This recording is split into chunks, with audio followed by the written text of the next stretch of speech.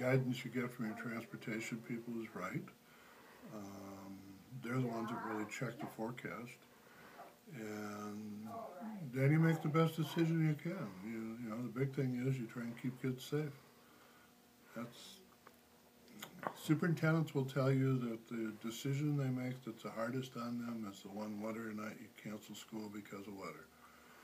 And I would agree with that, because you got a lot of kids that end up staying home by themselves and unsupervised because mom and dad are both working, or they're at odd ends trying to figure out where they're going to go. And it's not a lot of fun. And I was up today at 10 to 5. I had my first phone call at about 10 after 5. And, you know, 10 after 5, it was nice out. Well, as nice as Minnesota is in early March. So that began your conversation with the bus garage shortly after 5? Yeah, shortly after 5. And then I just got off with them about 5 minutes ago, so we're still talking. We're dismissing school today at 9:45 and 10 o'clock. So we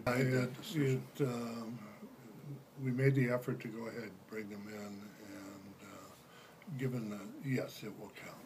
It will be counted. Well, I wish we could have stayed until noon or later, but the wind is supposed to pick up as this storm goes through, and the winds are supposed to pick up to about 40 or 45 miles an hour a little bit later this morning. We want to get all the kids home before that happens.